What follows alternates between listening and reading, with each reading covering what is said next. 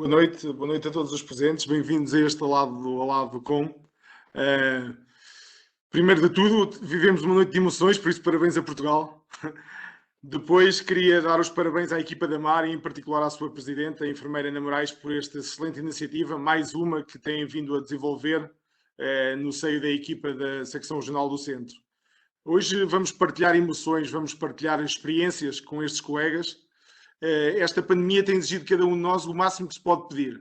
Mais uma vez, os enfermeiros não falharam.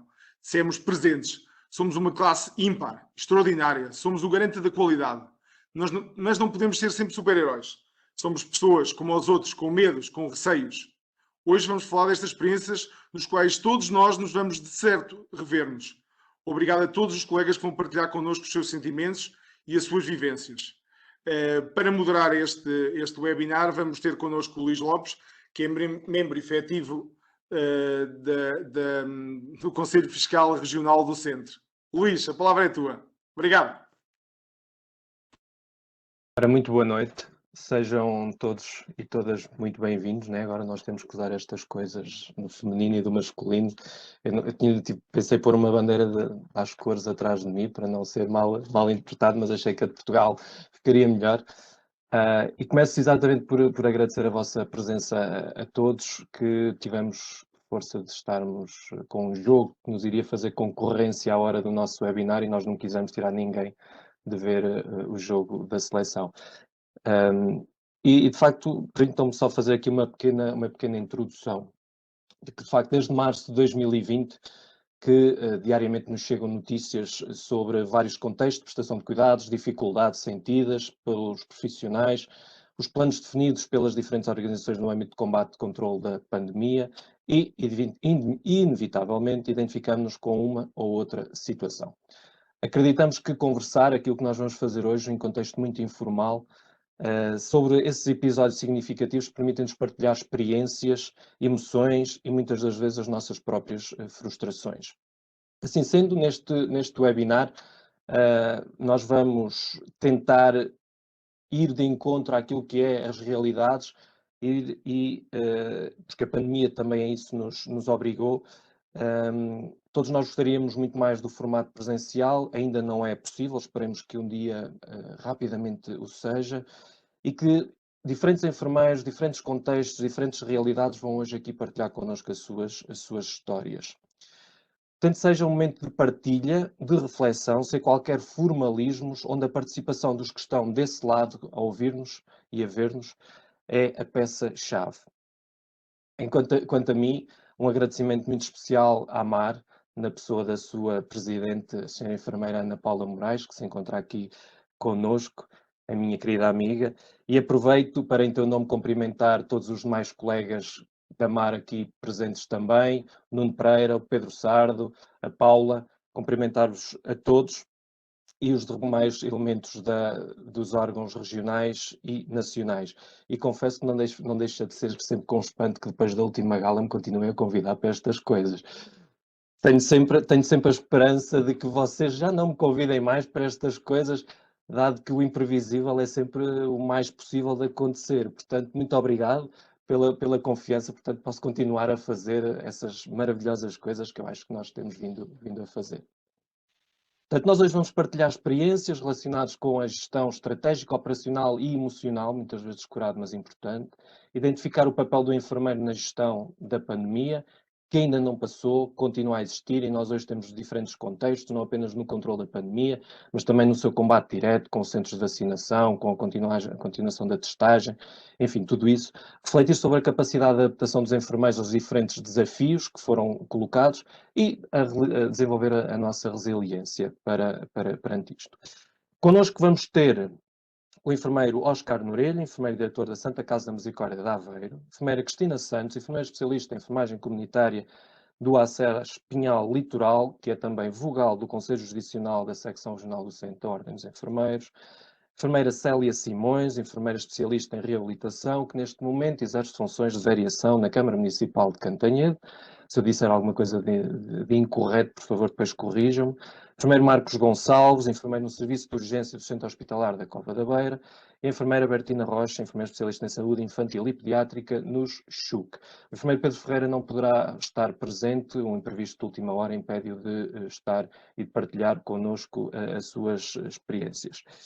Eu iria começar exatamente pela enfermeira Célia Simões, licenciada em enfermagem pela Escola Superior de Saúde de Enfermagem Bissaia Barreto, depois fez a especialização em reabilitação, pós-graduada em administração do Serviço de Saúde e o mestrado em gestão na Universidade Católica. E neste momento exerce funções de variação na Câmara Municipal de Cantanhede.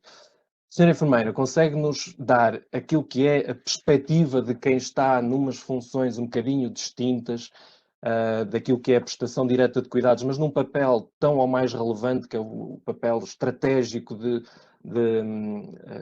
planeamento e de definição de muitos dos objetivos, acerca daquilo que foi o desafio sentido desde março de 2020 e que tem sido, no fundo, a evolução ao longo destes meses que já passaram longos e como é que tem sido esse acompanhamento de toda esta situação.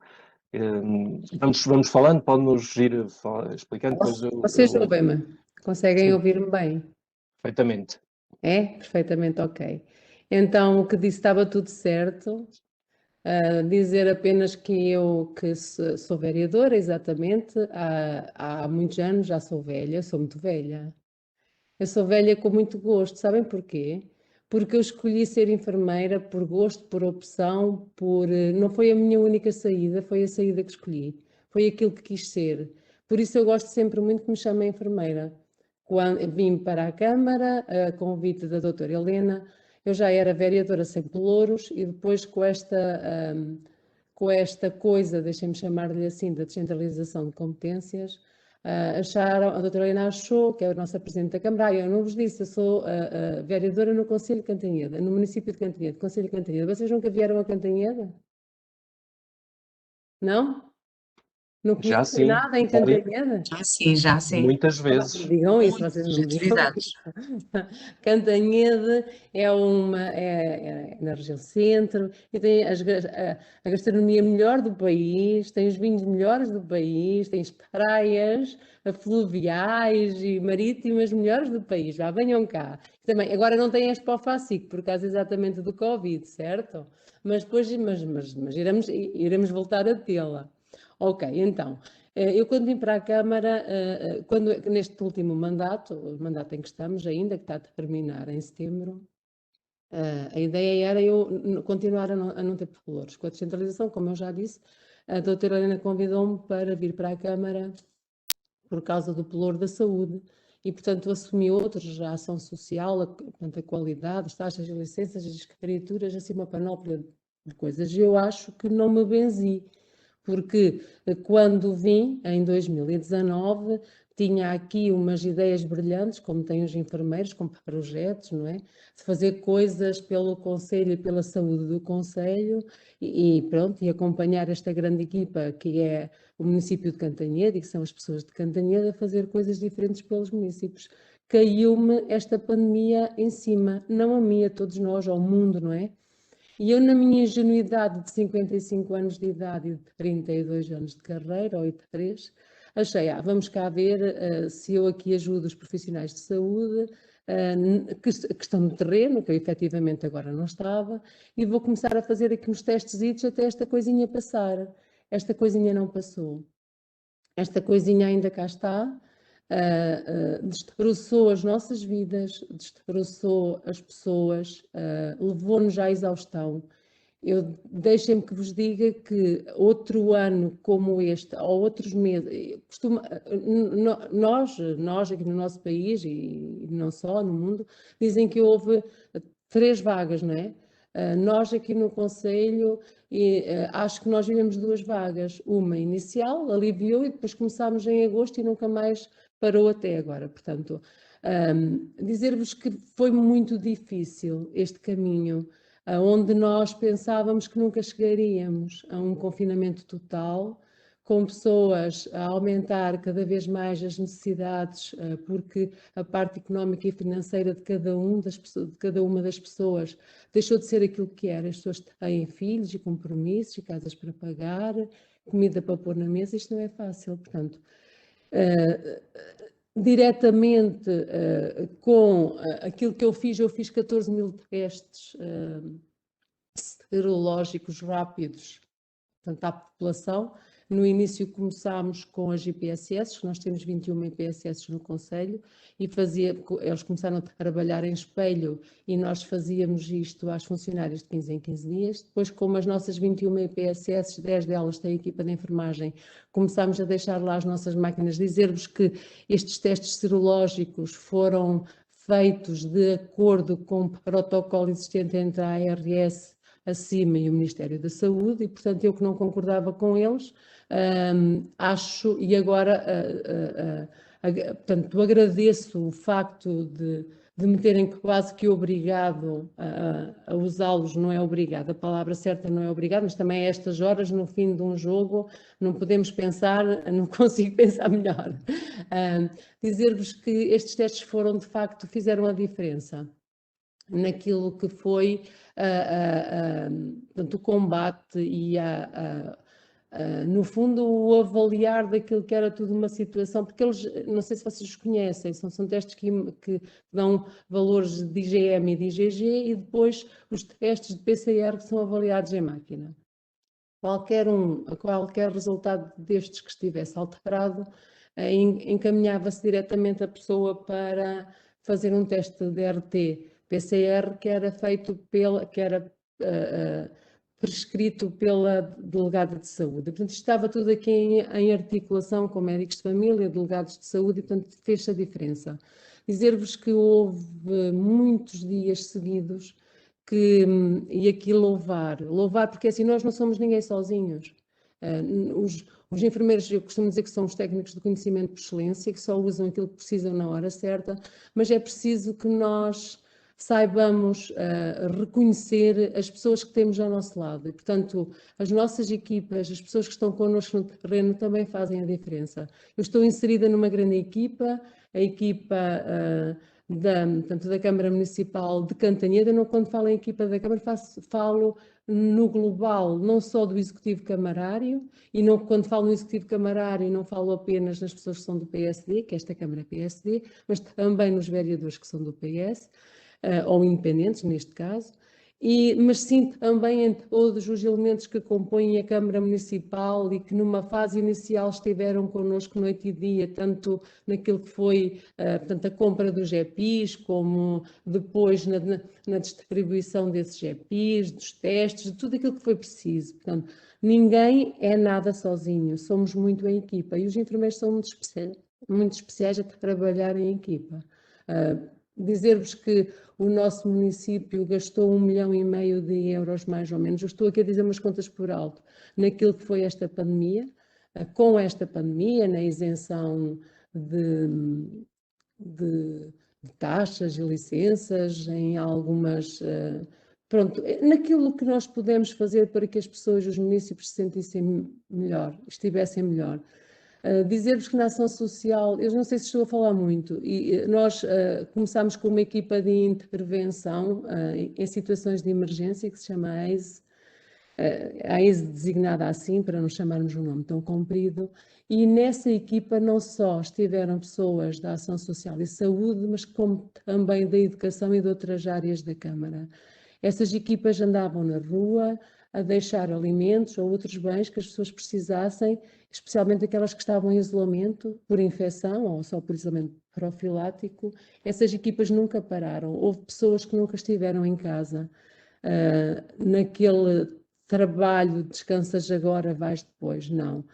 Houve pessoas que tiveram a trabalhar, eu não diria 24 horas por dia, mas mais ou menos isto. Eu sei que houve ali entre setembro e outubro, novembro, dias em que eu não fui à minha cama, portanto era melhor ficar no sofá porque o telefone tocava continuamente.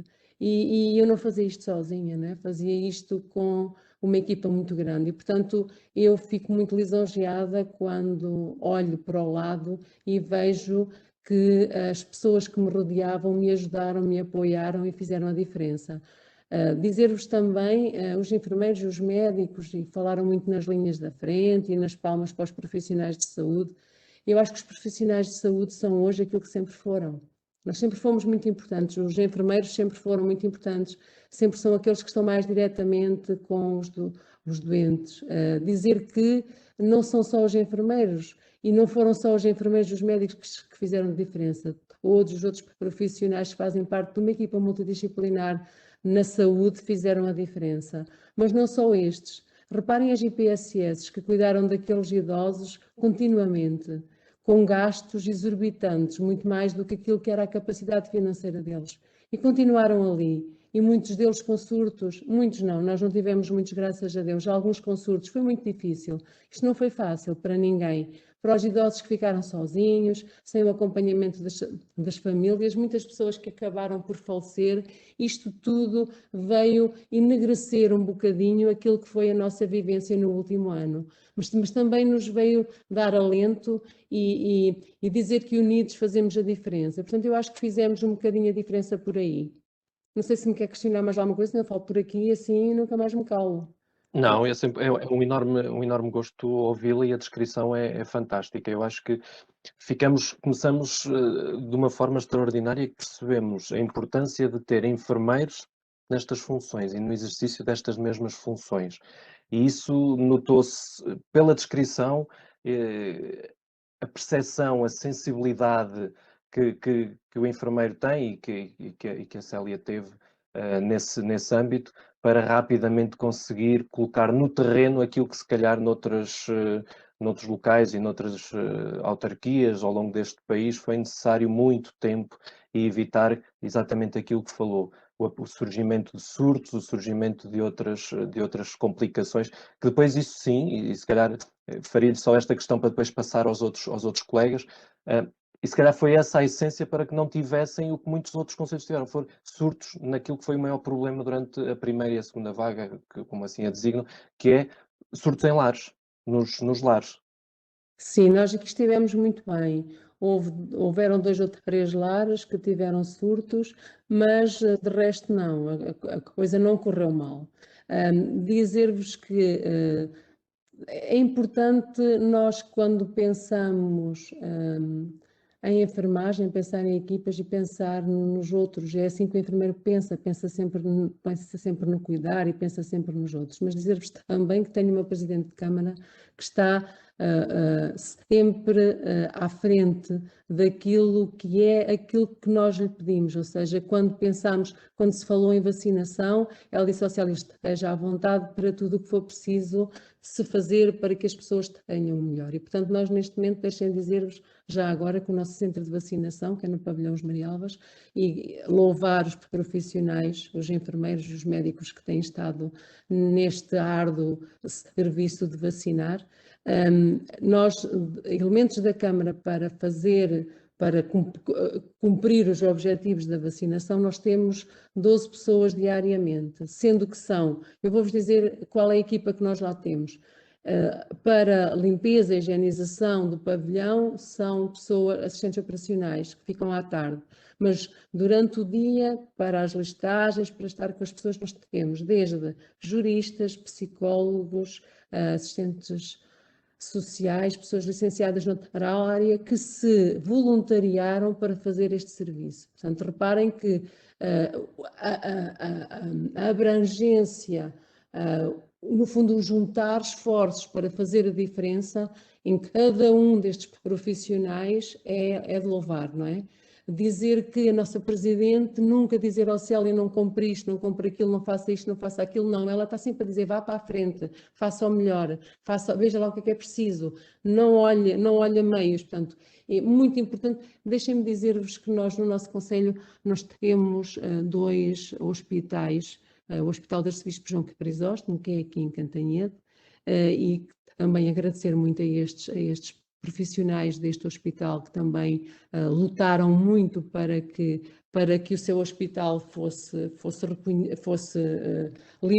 estivesse livre de situações mais graves e que também começou com as vacinas, a disponibilizá-las para os nossos bombeiros, que foram das primeiras pessoas a serem vacinadas. Vocês sabem que nos covões às vezes haviam filas de ambulâncias com muitas horas de espera e eles estavam lá. Portanto, também é importante louvar a GNR, a PSP, depois todas aquelas equipas que estiveram a trabalhar e que nós não valorizamos, como os hipermercados, com todos os profissionais, os padeiros, esta gente toda a gente foi importante. Eu aqui considero que toda a gente foi importante. Dizer-vos ainda que, relativamente às necessidades de saúde no nosso concelho, eu só tenho pena que não se consigam agilizar procedimentos no sentido de agora começarmos, porque as pessoas estão muito cansadas, é verdade, mas começarmos portanto, o atendimento normal da saúde. Portanto, eu falei no hospital, que teve sempre a trabalhar normalmente, ainda com algumas situações que precisou de agilizar, portanto, louvar o trabalho do Hospital de Cantanhede e do seu Conselho Diretivo e também do Hospital Arcebispo João Crisóstomo, o Hospital do Centro de Medicina de Reabilitação das Relações Interbispais, que é o meu hospital, onde eu sou enfermeira-chefe, onde eu hei de voltar quando acabar o meu mandato. Portanto, dizer que foram pessoas que foram inexcedíveis naquilo que foi o combate também a esta situação de Covid. Louvar toda esta gente que teve a coragem de arregaçar as mangas e de continuar. Claro que não são hospitais como o Centro Hospitalar da Universidade de Coimbra ou dos Covões, mas também esta gente toda pode ser considerada a linha da frente. É importante que reconheçam os conhecimentos dos enfermeiros, reconhecer o que são a mais-valia e fazê-lo também que, da forma que os enfermeiros tenham uma carreira como já tiveram, que nós agora não temos. É importante reconhecer que financeiramente os profissionais ganham mal. E eu acho que estes fóruns também é importante para debatermos este assunto, falarmos nisto, isto não é nenhum tabu. Isto é dizer que os enfermeiros precisam de ser reconhecidos pelas competências que têm. Os enfermeiros precisam... Está tudo bem, ok, obrigada. Estão a oferecer comida, reparem. Um chá, hein? Um chá. Não, obrigada. A assessoria a funcionar impecavelmente. Reparem que isto tudo é muito importante que os enfermeiros não sejam só reconhecidos quando existe uma situação de Covid. Nós somos importantes sempre, desde sempre, no combate a tudo, porque doenças infectocontagiosas existem há muito tempo. Não com esta desgraça que foi esta, mas noutras desgraças que também já aconteceram. Portanto, reparem a febre pneumónica há 100 anos, não é? Reparem como também já o cuidar destas pessoas foi feito por outras pessoas como nós. E, portanto, reconhecer a nossa mais-valia, eu acho que é uma luta que temos que começar a fazer com mais força, de forma a que as pessoas também sintam no Governo Central, na nossa ordem também, e nos sindicatos, para que estejamos na altura de receber aquilo que merecemos, não só palmas. Sem dúvida. Muito, muito obrigado. E isso é de facto um fator muito importante, e eu diria que mais do que aquilo e as pandemias que estamos a atravessar e que já atravessamos, é também sobretudo aquelas que há de vir, porque indiscutivelmente esta será sem dúvida as guerras do futuro.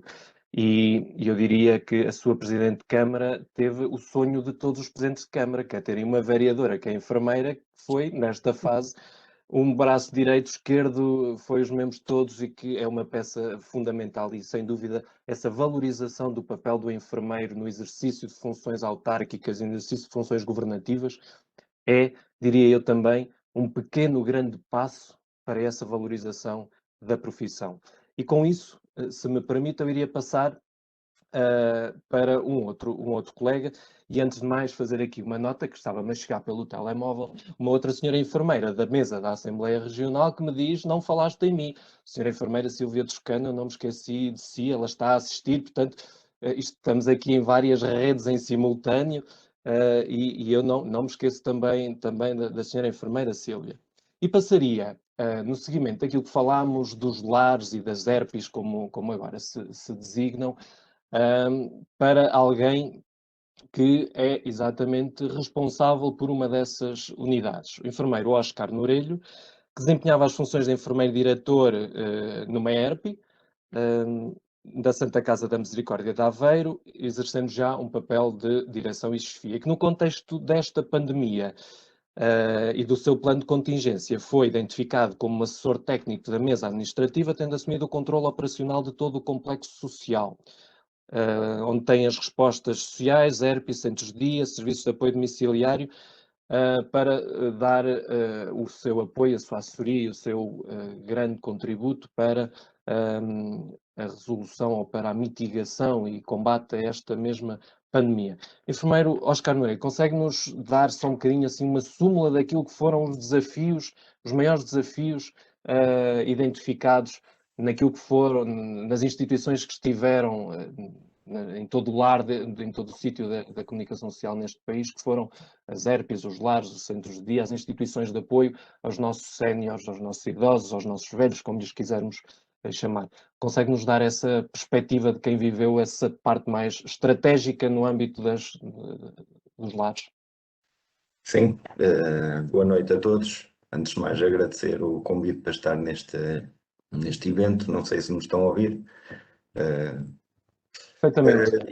Efetivamente, o lar para o qual eu trabalho e em que sou enfermeiro-diretor teve bastante ênfase logo no período inicial desta pandemia. Foi um dos lares mais afetados pelo Covid-19 em março de 2020, março-abril. Antes de mais, dar um bocadinho o panorama de que tipo de lar é que nós estamos a falar. Nós estamos a falar numa RPI que tem institucionalizados cerca de 120 utentes. Tem outras respostas sociais, mas só esta dimensão já carece de algum respeito. Sempre tivemos uma aposta muito importante na área da saúde, que precede a esta pandemia, tanto que eu iniciei funções de enfermeiro-diretor nesta instituição em cerca de 2013. O que é uma função atípica neste tipo de estruturas. Efetivamente, há enfermeiros na parte técnica, na equipa técnica destas instituições, mas não um enfermeiro-diretor. Portanto, a ênfase que esta instituição dá ao contexto de saúde, à necessidade dos cuidados de saúde que as pessoas que lá estão institucionalizadas carecem, fez criar essa necessidade. E basicamente esta aposta já vinha de trás e sempre foi um investimento da instituição. A pandemia aparece em 2020, para nós era um risco bastante grande, dado que a nossa população era muito envelhecida. Tínhamos uma média de idades em março de 2020 de 85 anos. Pessoas com muitas comorbilidades, muito débeis e por isso muito suscetíveis a que um invento desta envergadura pudesse trazer danos muito sérios. E foi o que aconteceu. Nós em março de 2020 tivemos um surto. Para terem uma ideia dos 120 utentes que tínhamos institucionalizados, 92 ficaram infectados. Na comunicação social, que foi também uma parte ativa nesta pandemia, frisando aquilo que é mais negativo e não a parte mais importante destas situações.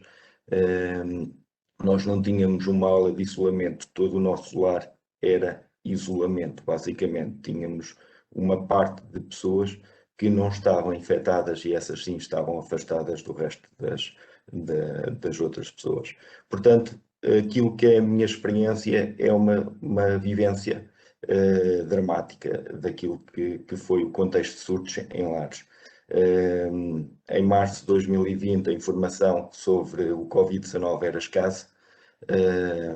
Apesar de termos uma equipa montada, havia muitas questões, havia falta de recursos materiais, nomeadamente EPIs, EPIs a custos elevadíssimos, que nos obrigaram a fazer muitas vezes compras astronómicas de montantes muitas vezes difíceis de suportar para este tipo de estruturas. Ter atenção que as estruturas residenciais para pessoas idosas, apesar de terem um financiamento da Segurança Social, não são assim tão bem comparticipadas que possam abarcar este tipo de situações, mas efetivamente a presença de toda a equipa da direção, o espírito de solidariedade que houve também entre esses elementos, permitiu que se desse uma resposta, a meu ver, eficaz nessa situação. Partilhando a vivência com 92 utentes infectados, é uma vivência muito complicada, é óbvio que trouxe vítimas, houve pessoas idosas que faleceram. Ter a noção que estas estruturas têm pessoas que são residentes, não é uma estrutura hospitalar, não são passageiros, não estão lá a curto prazo, normalmente têm uma vida connosco e, portanto, todas as pessoas que faleceram deixaram uma marca, que é profunda e que, quer vocês acreditem, quer não, ainda hoje tem reflexos. Há traumas, há mágoas que muitas vezes são difíceis de expressar, de falar. Os profissionais que estiveram e mesmo as assistentes operacionais que foram heroicas neste processo, todas elas tiveram picos emocionais difíceis de gerir. E efetivamente foi com um espírito de entrega que conseguimos dar uma resposta eficaz a esta situação. Claro, com a colaboração de todos, estamos a falar dos enfermeiros, a minha equipa de enfermagem, como eu referi da direção, mas não esquecer também as assistentes operacionais, que nesta situação não foram todas, muitas tiveram que se ausentar por motivos de isolamentos profiláticos, de isolamentos, de assistências à família ou outras situações, mas aquelas que permaneceram connosco deram uma resposta muito efetiva no tratamento destas pessoas. Penso que lidamos com a situação da melhor forma, demos toda a dignidade às pessoas que tiveram viram o termo da sua vida neste surto, e acho que isso foi o mais importante. Situação que mesmo foi mesmo reconhecida pelos familiares desses utentes, que às vezes em mensagens muito emotivas, no próprio dia do óbito do seu familiar, conseguiram às vezes gerar aqui alguma emoção que é mais difícil de gerir, mas faz parte e de certa forma também nos deu alento para continuar a fazer o trabalho. Esta estrutura viveu estes tempos, passou, fomos aliviando as medidas à medida que também houveram novas orientações, à medida que o surto foi passando.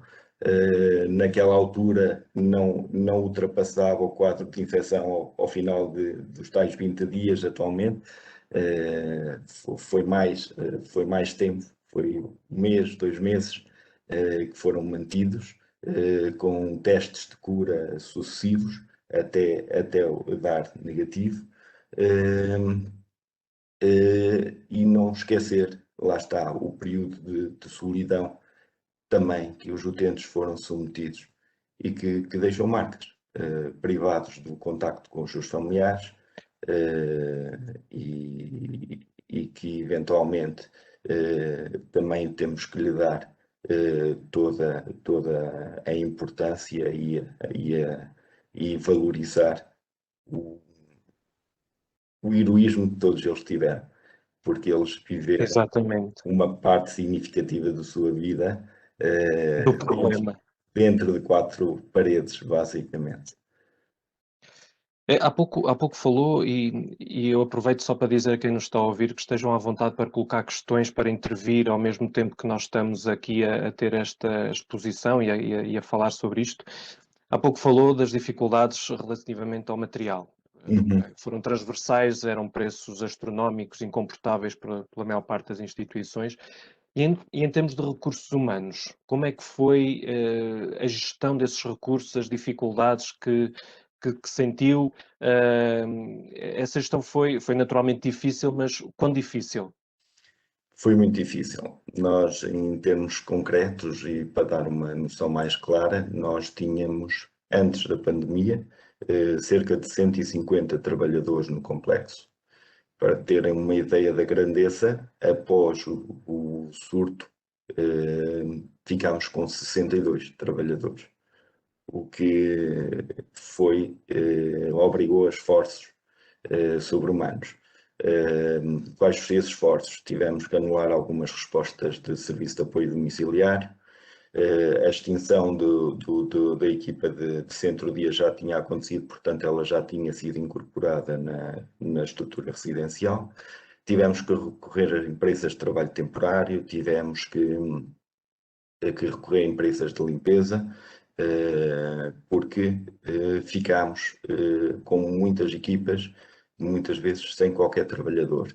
Inclusivamente, e acho que é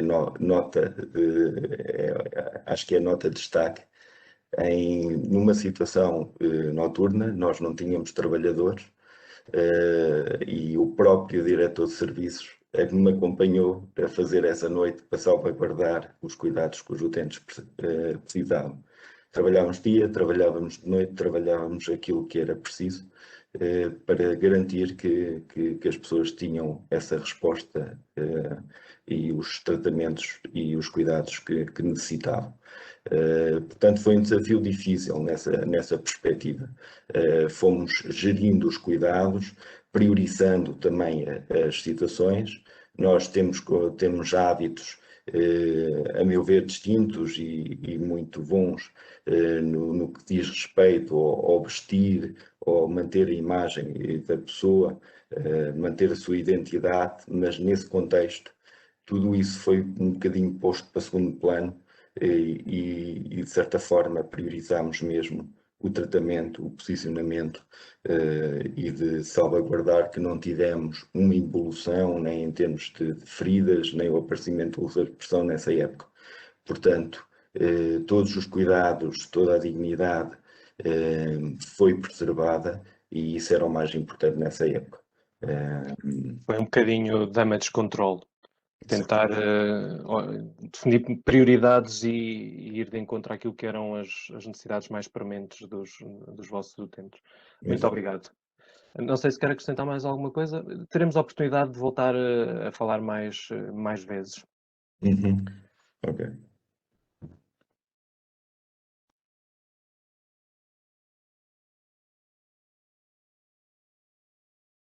Enfermeira especialista em enfermagem comunitária, com competência acrescida avançada em gestão, mestre em enfermagem, na área de especialização de gestão das unidades de cuidados e que está nomeada em funções de chefia e direção no agrupamento de Centro de Saúde Pinhal Litoral. Eu não vos vou ler tudo aquilo que a senhora enfermeira Cristina Santos me mandou, senão, ora, são 22h53 à meia-noite, eu ainda não terminei.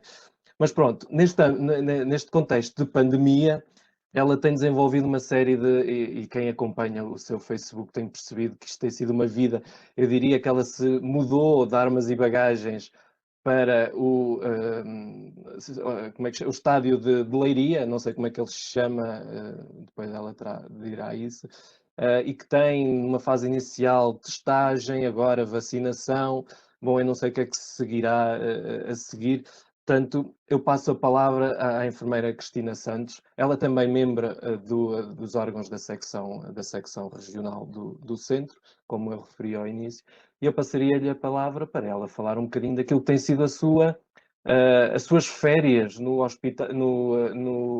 estádio de Leiria. Pode ser, Cristina? Obrigada, Luís. Em primeiro lugar, agradeço o convite na pessoa da enfermeira Ana Paula Moraes, presidente da MAR e toda a sua equipa para estar aqui e o voto de crédito para poder partilhar convosco aquilo que tem sido um ano difícil, mas que pelas minhas características, assim meia doidinha, tento levar as coisas de uma forma mais animada e tentar que os colegas também assim o entendam.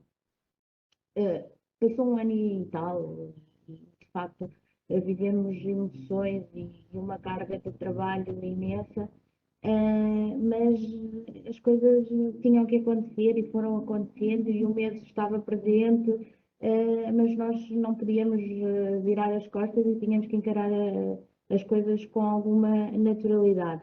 As minhas funções na era pré-Covid, como eu costumo dizer, já são muitas, já sou coordenadora da equipa dos cuidados continuados, da equipa coordenadora local, integro a Comissão da Qualidade, integro o PP-SIDA, estou habituada a ser uma multifunções.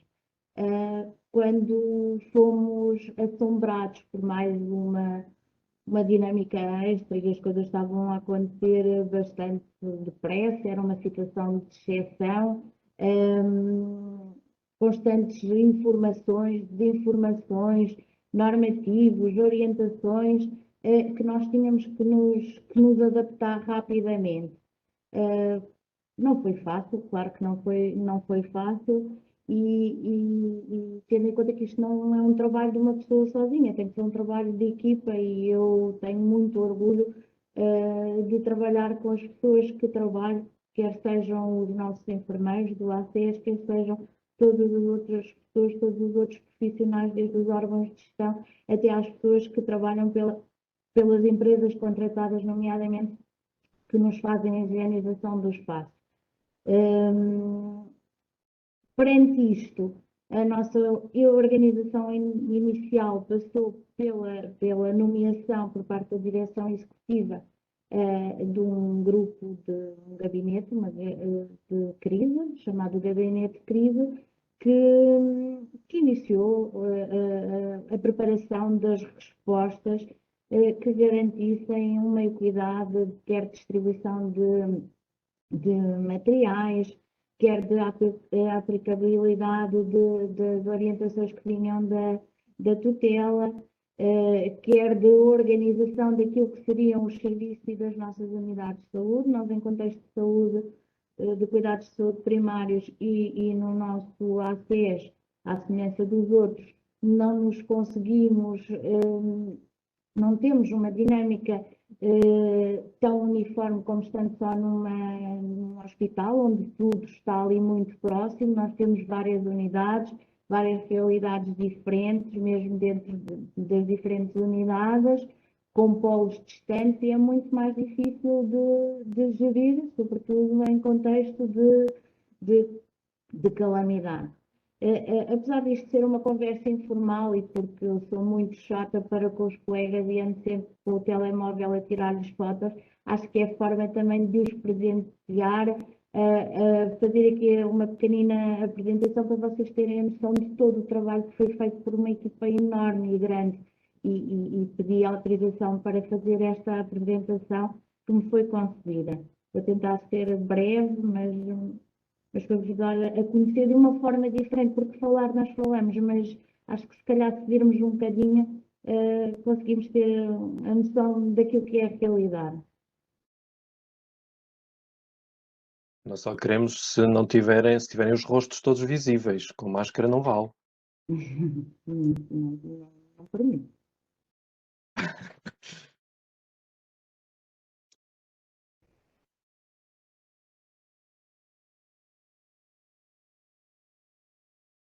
Pronto, o tema do webinar é Comigo Foi Assim. Comigo foi assim para nós, para mim, connosco foi assim, encarem isto como para nós foi assim, está bem? Pronto, numa fase inicial, como eu já vos disse, saíram as orientações da direção executiva e com a nomeação do tal grupo multidisciplinar para dar resposta àquilo que eram as solicitações. O nosso primeiro passo foi realizar o nosso plano de contingência, que estava constantemente a ser alterado por via das orientações que mudavam do dia para a noite, como devem perceber, e em pouco tempo tínhamos não sei quantas versões do mesmo documento. No início ainda nos conseguíamos sentar para reunir, para elaborar os documentos, tivemos o cuidado de fazer procedimentos e atualizar procedimentos diversos daqueles que já tínhamos e para orientar as pessoas para fazermos todos da mesma forma, porque não estávamos tão próximos quanto seria desejável. A questão dos EPIs e a necessidade de termos que nos equipar, sabíamos, e nós, em controle de infecção, somos um bocadinho chatos às vezes com isto, com a forma como nos temos que equipar, a forma como nos temos que desequipar, que está escrito nos estudos e realmente onde os profissionais mais se infectam é no desequipar. Então fomos construindo vários documentos em função daquilo que seriam as práticas dos diferentes profissionais para que pudessem colocar nos locais onde iam equipar-se e desequipar-se para minimizar o risco. Aquilo que eu mais temia, e era o que toda a gente temia, era que alguém saísse infectado em contexto de trabalho. Considero que realmente somos uns sortudos e que neste contexto da prática laboral, até hoje, não tivemos nenhuma surpresa. E pronto, fomos construindo vários documentos. Um dos grandes documentos que tivemos que construir foi quando um dia à noite o nosso presidente da secção regional do centro nos desafia para os profissionais dos cuidados de saúde primários elaborarmos em parceria com a ARS o procedimento das colheitas. Longe de mim pensar no que é que isto tudo iria dar, confesso. Depois tivemos que nos adaptar. As nossas unidades de saúde não estavam, de facto, preparadas para ter aquela diferenciação do espaço. Nós temos a nossa realidade, já surge com muitas dificuldades, já temos muita escassez de espaço, ter que reorganizar as unidades de saúde para criar mais uma área para casos suspeitos ou de risco, definir circuitos que estivessem, que não coincidissem com o circuito normal dos restantes utentes ou profissionais, era muito complicado. E, à medida que as coisas iam surgindo, tivemos necessidade de nos adaptar e criar novas estruturas nas sedes dos centros de saúde ou outras respostas, e aqui devo enaltecer o apoio das autarquias que nesta fase nos ajudaram imenso e que nos cederam os tais espaços, e aqui o Luís já referenciou a minha nova habitação desde março. Nós fomos então, em alguns centros de saúde, o nosso sede é composto por 5 concelhos e em 2 dos concelhos conseguimos manter nos centros de saúde sede a distinção das áreas dedicadas para atendimento destes utentes suspeitos ou eventualmente casos positivos. Nos restantes concelhos, como Leiria, Porto Mós não, Pombal e Batalha, tivemos que sair para a comunidade com o apoio dos municípios. E então, em Leiria, eu vou-vos mostrar aquilo que nos foi oferecido. Foi-nos oferecido uma aula do estádio, como o Luís já tinha dito, onde nós iríamos montar um serviço. É certo que todos nós sabemos, e agora estamos a viver o euro, para que é que um estádio é feito, não é? E qualquer um dos leirienses ou dos profissionais jamais iria pensar que seria o melhor sítio que nós neste momento temos para trabalhar. Não há dúvida que sim. Eu já propus ao Presidente da Câmara ficarmos lá definitivamente, mas acho que não vou ter sorte.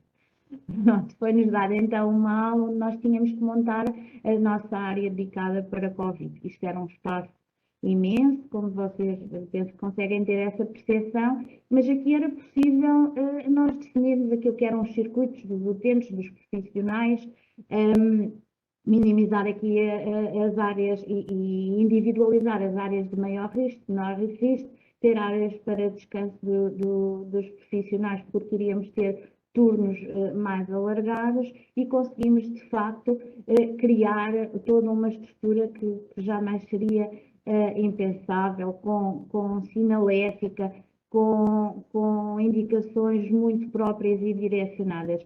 Isto, confesso que até deu um certo gozo, não é? Porque quando nós estamos nesta área da gestão, quando estamos na área do controle de infecção, fazemos auditorias, fazemos o levantamento dos problemas e das necessidades durante anos a fio e detectamos os problemas e nunca temos resposta para isto, aqui tudo acontecia na hora, não é? Era preciso e acontecia, porque, conforme a colega Célia disse, também os nossos presidentes de Câmara tinham esta resposta para nos dar, muitas vezes, e a comunidade empresarial também colaborou imenso nestas questões. E as coisas aconteciam e eu confesso que me dava um certo gozo isto de montar um serviço assim de repente com aquilo que era desejável, porque não era possível acontecer, ou que não tinha sido possível de acontecer anteriormente. E pronto, este só para vocês terem uma ideia daquilo que nós fomos fazendo. Aqui o gabinete não é mais do que um camarote, onde podíamos diferenciar gabinetes de enfermagem, gabinetes médicos.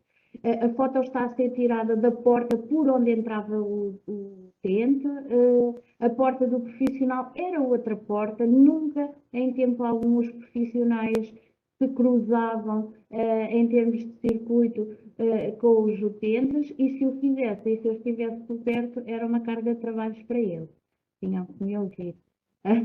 Aqueles flyers, aqueles posters que nós fizemos para ajudar, aqui também podem ver que estão afixados e tudo, tentávamos que tudo estivesse de uma forma organizada para minimizar, sobretudo o medo, porque era o sentimento que nesta altura mais vivíamos. Também podemos dar aqui algum contributo quando foi montado o primeiro drive no nosso concelho. Este drive foi explorado por um laboratório convencionado, contudo foi-nos pedido também colaboração no sentido de definir os circuitos de limpos e de sujos e de recolha de resíduos e também para aproveitamento de um espaço que não era expectável que viesse a ser mais um espaço para dar resposta a um contexto de saúde ou de doença. Porque era o processo, o carro entrava num lado, numa das portas da maratona, e saía pela outra porta da maratona, e era aqui que eram feitas as primeiras colheitas de Covid. Também tivemos a colaboração de alguns voluntários, de alguns estudantes de enfermagem que tiveram aqui a dar um apoio não em contexto da prática clínica, mas sim da presença de apoio, digamos assim. Aqui é outro espaço, também o aproveitamento de um pavilhão, onde tudo foi mais ou menos pensado para que pudéssemos garantir aquilo que estava descrito nas medidas de contingência. E pronto, só para vocês terem mais ou menos uma ideia daquilo que foi o nosso trabalho. Depois, pelo aquilo que acontecia nas notícias e que íamos vendo, sobretudo em Itália, o número de casos já aumentava, então os municípios o que é que fizeram? Tentaram logo encontrar respostas que pudessem minimizar algum constrangimento que pudesse advir do aumento de casos brutal e montaram estruturas onde nós, saúde, também estivemos presentes, também demos o nosso parecer, também ajudámos a orientar. Felizmente que isto não foi preciso de utilizar, e a minha maior preocupação nesta altura não eram os recursos materiais deste âmbito, mas sim os recursos humanos, quem seriam os profissionais, porque não era possível, não é? Se apesar das dificuldades que nós tínhamos em arranjar materiais, em arranjar EPIs, era grande, mas até se ia conseguindo, preço mais caro ou mais barato, os recursos humanos não são assim, como vocês sabem tão bem como eu. Pronto, aqui também outra situação e um problema que foi muito grande no início, é que os nossos serviços de higienização dos espaços são serviços que são prestados por empresas que são contratadas, empresas que quando vão a contrato, aquilo que prevalece é o valor do preço mais barato. Naturalmente têm pessoas que não têm informação ou formação para trabalhar nestes contextos do dia a dia, muito menos quando surge este risco aumentado e este pânico daquilo que se vivia na altura.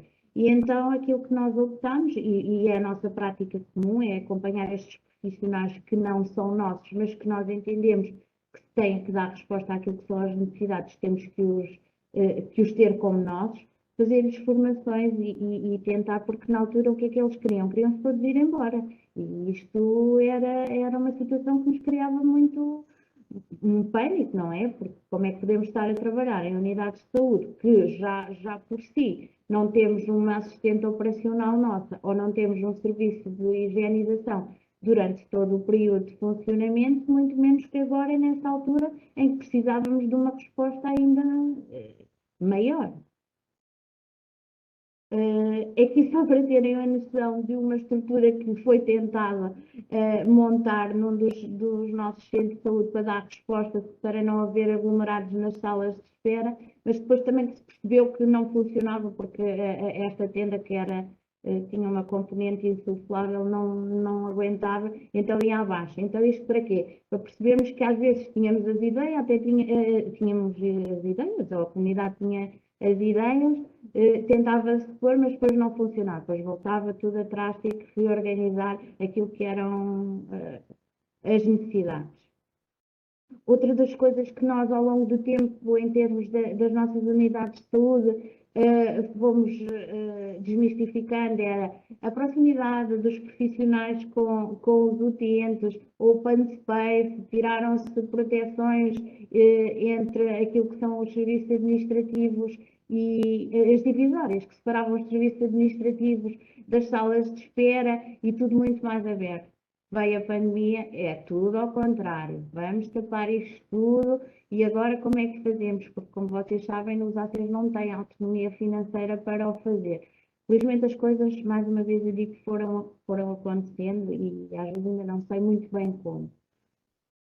Depois as questões do material, foi uma dificuldade que se foi vivendo com alguma angústia, havia a distribuição do material quer por via dos armazéns da ARS, o fornecimento normal, mas também por material que era fornecido pela Reserva Nacional Estratégica, através da criação de pontos focais em cada uma dos ACs, com elos de ligação, para receber este material. Nesta altura tivemos a oportunidade de construir algumas ferramentas e algumas bases de dados que eram partilhados entre todas as unidades para podermos fazer umas toques de forma a permitir que todos os profissionais e que todas as unidades tivessem o material de forma equitativa e que não faltara aquilo que nós queríamos, que as pessoas tivessem aquilo que era necessário para trabalhar.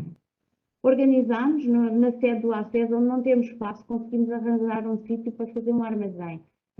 Não me perguntei muito bem como, mas acabámos por chegar à conclusão que se calhar há monos e que temos, e se fizermos isto nas nossas casas também certamente o vamos encontrar. E conseguimos organizar isto de forma, trabalhamos imensas horas nesta altura, para que depois no final do dia ou no dia seguinte pudéssemos distribuir e as pessoas pudessem receber aquilo que precisavam para trabalhar, tendo em conta a realidade dos cuidados de saúde primários, não é? Porque, se por um lado, aqui fecharam os serviços e as portas, por outro lado, há serviços que não podem ser fechados, nomeadamente aquilo que é o contexto da prestação em cuidados domiciliários, das SCIs, das UCCs e dos tratamentos que são estritamente inadiáveis. Além da outra parte, Covid e da assistência aos casos suspeitos. Desculpa. E pronto, este era o procedimento normal depois da distribuição. As unidades faziam um reporte semanal para o ponto focal, eram introduzidos esses dados nas bases de dados para depois distribuirmos então o material. Isto passou muito rápido e entre a saída dos primeiros normativos da DGS, a abertura dos ADCs, estas questões todas, passou 1 mês e meio, 2 meses e integramos em parceria com o Instituto da Segurança Social as equipas e o programa das colheitas. E então, como eu já tinha dito, foi-nos proposto a elaboração daquele procedimento e se iríamos entrar na elaboração deste procedimento, tínhamos que dar formação aos profissionais que não tinham. E então fizemos uma primeira sessão, esta foi a minha primeira experiência com estas dinâmicas e com câmara, e quando eu cheguei à ordem para fazer formação me disseram que isto ia ser filmado para depois ser replicado, eu só não me vi embora que não tinha cá, fui de boleia, porque fiquei aterrorizada, confesso, e vejo esta imagem e ainda me faz aqui ainda me cria aqui algum arrepio. Esta foi então a primeira, apesar de ser gravada, foi a primeira reunião que nós fizemos, a primeira reunião de formação e a última, porque se repararem aqui nos presentes, alguns têm máscara, outros ainda não têm, Luís, mas foi o nosso primeiro choque de frente, foi efetivamente que isto não era uma brincadeira. E no dia a seguir a esta reunião, nós fomos fazer testes, porque chegámos à conclusão que havia uma pessoa que estava positiva e foi o nosso primeiro cair na realidade e levar com a marreta na cabeça. A partir daí, as formações passaram a ser de acordo com as novas tecnologias e foi os nossos primeiros momentos por Teams, por Zoom e por esta dinâmica que hoje também estamos aqui porque não podemos estar presentes e juntos pessoalmente. Depois disto, íamos integrar então, como eu já vos tinha dito, o programa de testagem dos profissionais das ERPs. Os colegas já falaram, o colega anterior falou daquilo que vivenciou nos lares e de facto era a população mais vulnerável, era a população que nós precisávamos de atuar e integramos então aquilo que foi a primeira operação de testes dos profissionais de todas as estruturas residenciais para idosos e lares residenciais dos nossos conselhos do ACES. Vivemos momentos difíceis, com muitas horas de trabalho, um esforço acrescido da equipa. Foi constituída então nesta fase a equipa de coordenação das colheitas, constituída por mim e pelas duas colegas, uma delas da Mara, a Cristiana, que nos deve também estar a ouvir e ela pode depois dar o seu feedback daquilo que foram estes tempos. Nesta altura foi difícil, porque era tudo novo, os procedimentos eram de risco, tínhamos que motivar as pessoas, tínhamos que trabalhar com um bocadinho no fio do arame, não é? Fazer ali um bocadinho de equilibrismo, para garantir que tudo corria bem. Nós, nesta altura, ainda fazíamos as colheitas pelos vários concelhos, éramos transportados pelos municípios, tínhamos que levar toda uma panóplia de material para montar nos diferentes locais, quer fossem pavilhões, quer fossem lares, escolas, onde íamos fazer depois estes procedimentos. E todos os dias, além de organizar as bases de dados, as listas de quem íamos fazer as colheitas, ainda tínhamos que preparar todo o material para uma equipa que muitas vezes era grande, e nesta altura até éramos bastantes. e levar tudo, aquilo que era o calçado, terem atenção que o fulano veste X e calça Y, mas a outra já é Z e A, e isto para quando chegássemos ao sítio não houvesse nada que corresse mal. Houve um dia que os nossos assistentes operacionais, ao fazerem a higienização dos nossos botins, trocaram e puseram 2 pés direitos, e quando foi na atividade, a colega que lhe calhou, que tinha aquele número, teve que fazer toda uma atividade com 2 botins do mesmo pé. Olha, imaginem estar ali não sei quantas horas com um botim com um pé que não era aquele. Cristina, ia-te pedir Vou ser mais a rápida. tua melhor capacidade de síntese. Sim, então Senão depois o lá enfermeiro está bem. Marcos e a enfermeira Tá bem. Bertina Pronto, então desganam. eu vou antecipar. Também não me disseram Desculpa. quanto tempo é que eu tinha, não faz mal. Pronto, só para vocês terem a noção de como é que isto funcionava. Nesta altura, a preocupação com os EPIs e equipávamos sempre em grupo e cuidávamos também nós uns dos outros nestas atividades. Demos então à tarefa das colheitas e fizemos nesta fase cerca de 2.600 testes, onde não tivemos resultados positivos, o que foi muito bom. Isto depois passou, veio o verão, acalmou, mas em setembro volta tudo ao mesmo e voltámos a ter os surtos nos lares, voltámos a ter casos positivos, voltámos a ter que os ADSTs que tinham fechado e as colheitas que tinham terminado voltaram a ter que ser reativadas, e tudo com uma dinâmica e com uma intensidade que nós não tínhamos experienciado na primeira fase. Isto foi muito mais difícil.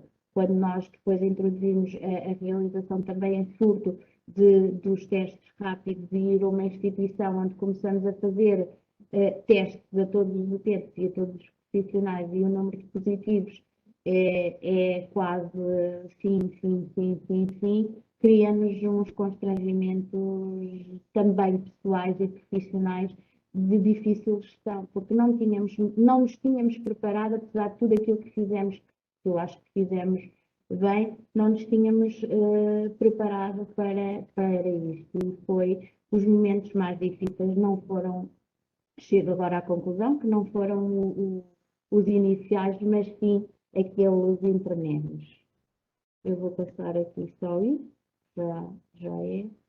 E eis que chegámos ao fim do ano e tivemos que iniciar as atividades de vacinação e mais uma vez andar com a casa às costas para vacinarmos a nossa população mais vulnerável e montar centros de vacinação e termos um trabalho enorme nesta área.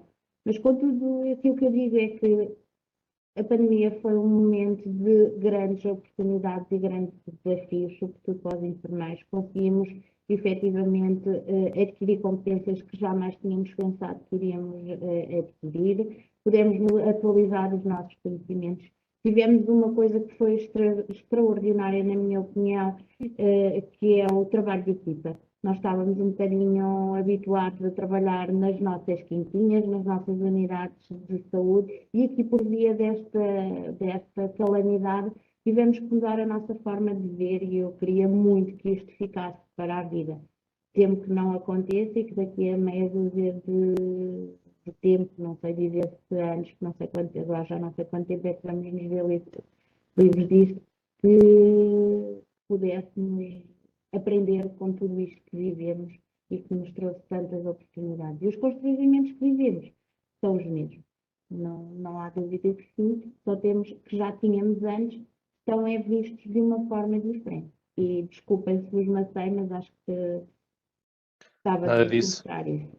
Muito obrigado. Uma forma fantástica de terminares e registava de facto isso das aprendizagens para o futuro. Mas fazia-te aqui duas pequenas provocações para uma resposta muito rápida. Falaste da distribuição do circuito da ARS, dos EPIs, colocavam na plataforma. Esse processo era ágil, funcionava bem, esse procedimento de distribuição? É assim, no meu acesso, fizemos tudo para que isso acontecesse. Nem sempre é possível, quando tu precisas de algum material que não te vem, por exemplo, não é fornecido, percebes? Quando chegámos a um momento em que aquilo que nós precisávamos era de uvas e, ok, a Reserva Nacional Estratégica já não tem uvas para entregar, para entregar. E agora, com todas essas adaptações, e sabemos e falaste dos recursos humanos que são o maior problema porque são finitos, o resto, não Covid, foi severamente afetado, certo? Eu Toda a acho. atividade assistencial não Covid foi colocada em causa, chamemos-lhe assim. Eu não sei se foi colocada em causa, É uma não é a provocação. resposta como era, pronto, se calhar foram encontradas outras formas de dar resposta às pessoas, nem sempre, e atendendo à população, sobretudo mais idosa, se nós estamos habituados a lidar e a comunicar por via de e-mail, por via de mensagem, para eles isto é extremamente complicado, não é? E ter as portas fechadas cria um constrangimento nas pessoas e dá indício de uma falta de resposta, que às vezes é verdade, existem locais que as pessoas ainda não têm a porta aberta e isto já não faz sentido. É só que nós temos aqueles constrangimentos todos que eu já disse, das estruturas, dos edifícios, de tudo que também ajudam nessa componente, mas nós, enquanto profissionais, temos que aprender com o que vivemos e temos que efetivamente dar o vosso passo a esta situação. É isso mesmo. Obrigado, Cristina. Acho que foi Obrigada, muito Inês. interessante. Muito interessante. Bom, e passaríamos agora daquilo que é os ADCs comunitários, os centros de vacinação, para aquela que era a maior porta de entrada dos doentes no nosso sistema, que eram os serviços de urgência.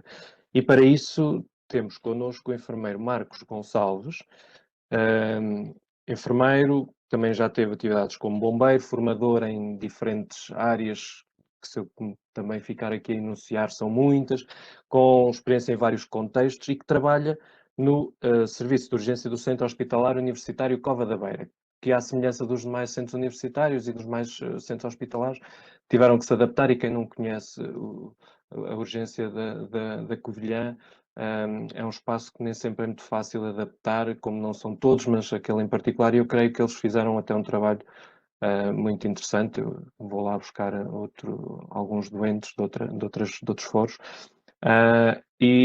Marcos, consegue-nos explicar um bocadinho como é que foi essa vivência no âmbito da urgência, as mudanças que aquele serviço teve que operar, que teve que ter, e se quiseres também, deixo já assim um bocadinho o repto, os maiores constrangimentos na criação desses mesmos circuitos, as dificuldades sentidas com a evolução da pandemia e quando ela chegou ao seu auge.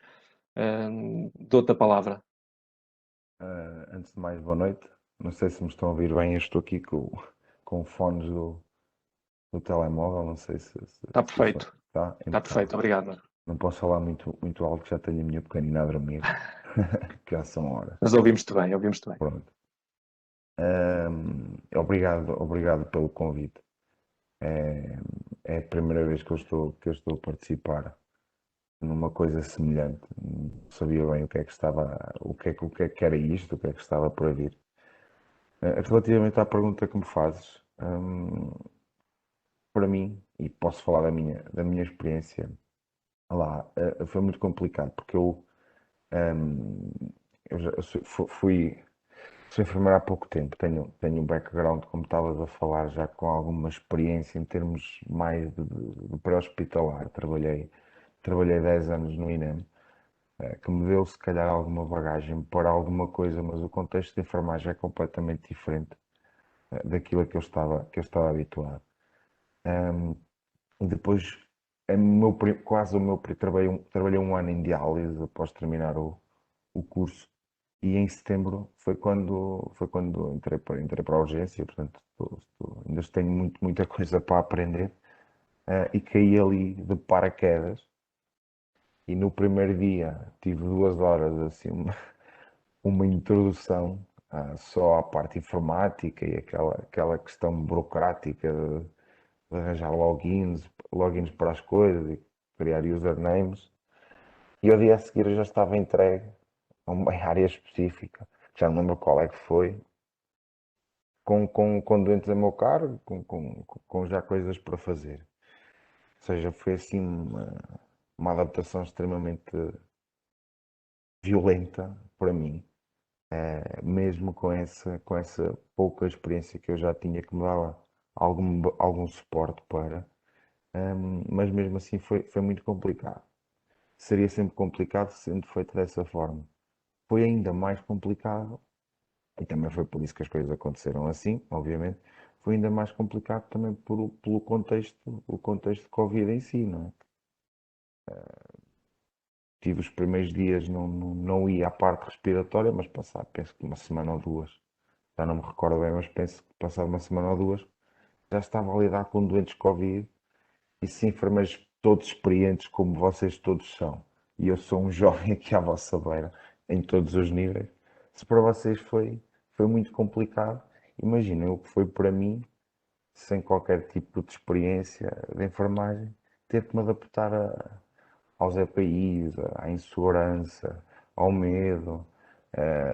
Aqueles meses de outubro, novembro, especialmente novembro, dezembro e janeiro, especialmente dezembro e janeiro, foram muito maus, foram muito difíceis, foram muito complicados em termos das situações em si, e da quantidade de situações, porque embora aqui o nosso contexto recebemos praticamente só doentes da zona da Covilhã e do Belmonte, praticamente, são 2, 3 concelhos que recebemos doentes, são concelhos pequenos, mas mesmo assim tivemos situações muito complicadas. Lembro, por exemplo, falei de Belmonte, o lar de Belmonte, o lar da Casa de Belmonte, acho que quase todos os doentes que eles lá têm na instituição, foram lá parar. Houve um surto muito complicado, acho que foi dos primeiros. Houve muito, e é uma população muito envelhecida aqui na zona, e nessa altura, para além da minha falta de experiência, a situação do Covid, muitos doentes, patologias bastante, bastante agudizadas, do foro respiratório, obviamente, portanto, foi assim uma entrada na profissão, assim um bocado complicada e violenta. Mas dentro daquilo, dentro dessa situação toda, as coisas acabaram por se ir fazendo porque tem que se fazer. Pronto, e felizmente neste momento as coisas já estão mais calmas. E é isso. Ok, e diz-me uma coisa, e daquilo que foi a tua percepção da adaptação do serviço, sendo a porta de entrada, Eu quando as entrei as coisas, coisas já estavam feitas, porque sim, entraste em setembro, entrei em setembro. Aquilo, eu conhecia o serviço perfeitamente antes, aquilo que foi feito foi a zona que antigamente era a zona de SO, que tinha passado a ser o CAD, que é no mesmo, é uma zona contigua, uma zona junto à urgência geral. Essa zona, o CAD passou para outro piso, e essa zona foi criada para a urgência respiratória, em que não havia cruzamento de doentes do foro respiratório entravam por uma porta e os outros tipos de doentes entravam por outra porta, não havia junção. Claro que havia situações que todos os dias se teria que se adaptar para se melhorar, mas penso que no geral era o que estavas a dizer, houve ali uma preocupação para a proteção dos doentes não respiratórios e separá-los dos doentes respiratórios. Depois os circuitos lá dentro, as coisas inicialmente acredito que tenham sido complicadas como foram para todas, mas quando eu entrei o barco já estava em andamento e as coisas já estavam a andar. Portanto, aquela fase inicial da adaptação não estava lá, não sei como é que as coisas terão corrido.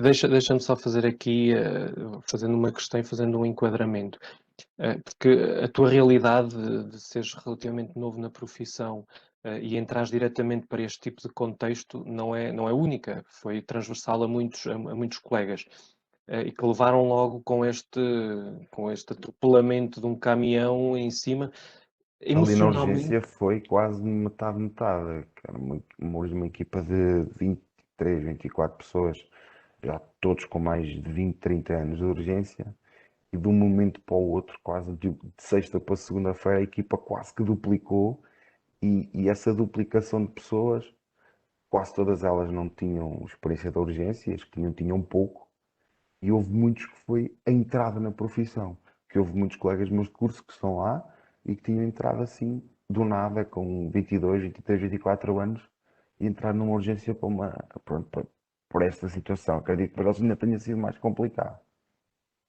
Olha, e no seguimento de uma questão que nós temos aqui direcionada para ti, eu ia-te fazer essa pergunta da vertente emocional.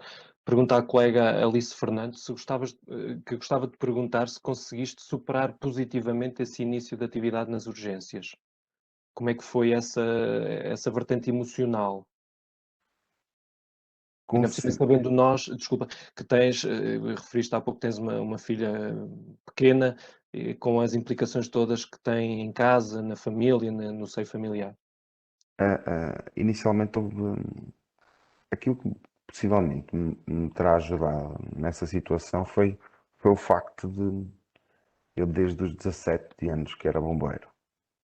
Deixei os bombeiros há 2 ou 3 anos. Portanto, desde essa altura que sempre, quase diariamente, fui lidando com emergência pré-hospitalar, e depois em termos profissionais entrei para a INEM com 20 anos, trabalhei na INEM durante 10 anos, e depois entrei para a enfermagem. Portanto, essas situações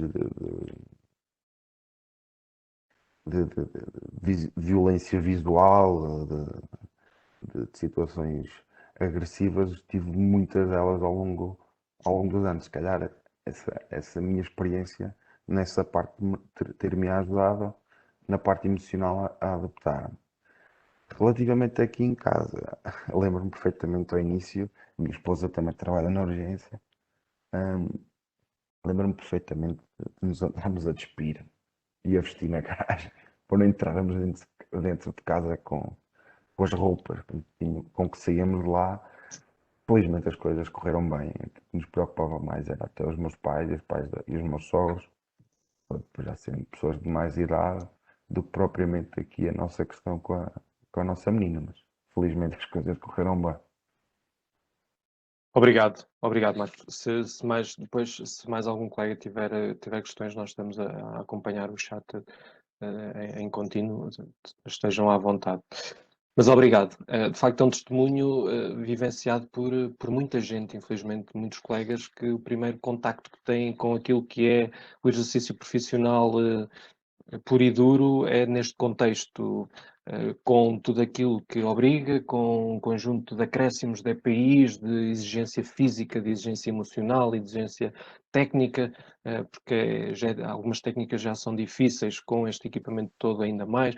Aquele contacto que nós tanto gostamos de ter com os doentes clientes, o que lhe quisermos chamar, e que agora nos veem com um fato em que basicamente veem os olhos quando os óculos não estão embaciados. Essa parte técnica também era complicada também, com aqueles fatos todos, e depois a própria nossa transpiração, que aquilo mal uma pessoa vestia, passado 1 minuto já estava completamente molhado, e depois a execução das técnicas em si, e serem muitas coisas novas, nomeadamente em ventilação, os adjuvantes e não sei o que, coisas todas novas. Temos esse conhecimento que não temos, ou não temos tão presente, conhecimento científico da situação, e depois a parte técnica muito difícil às vezes de fazer o simples, entre aspas, o simples ato de funcionar uma veia com 2 ou 3 pares de luvas, que é aquilo foi aqui um problema técnico. Peço.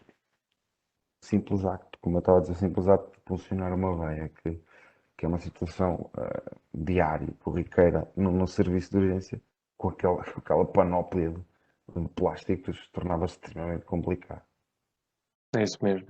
Obrigado, Marcos, pelo teu testemunho. Acho que é muito, muito relevante e foi muito emotivo com essa carga toda. E passaria agora, the last but not the least, à senhora enfermeira Bertina Rocha, enfermeira com especialidade em enfermagem de saúde infantil e pediátrica, e agora iria dizer feita na melhor escola do país, na Escola Superior de Saúde de Viseu, e é atualmente enfermeira no Centro Hospitalar Universitário de Coimbra, especialista em saúde infantil e pediátrica, a quem eu também pedia, num outro âmbito, numa faixa mais pequenina, naqueles de que todos fugimos porque nunca nos sentimos à vontade, que é tudo assim, é dividir por contas e por não sei quê, e que muitas das vezes até em jeito de brincadeira, e vou frisar em jeito de brincadeira, dizemos que em pediatria é só fuminhos e gotinhas, né? Agora deixou de ser fuminhos, já nem os fuminhos se podem fazer, mas eu acho que a enfermeira Bertina nos vai dar uma perspectiva muito interessante daquilo que foi a realidade vivida também no contexto pediátrico e naquilo que é a realidade pediátrica. Enfermeira Bertina, dou-lhe a palavra. Olá, boa noite a todos. Antes de mais, agradecer o convite para estar presente neste webinar, na pessoa da senhora enfermeira Ana Paula Moraes, que também me prestou o convite, mas também agradecer a todos. Pronto, eu sou enfermeira especialista em saúde infantil e pediátrica, comecei as minhas funções no Hospital Pediátrico de Coimbra, entretanto fui para a urgência polivalente do Hospital dos Covões e regressei ao Hospital Pediátrico de Coimbra, à unidade de cuidados intensivos pediátricos.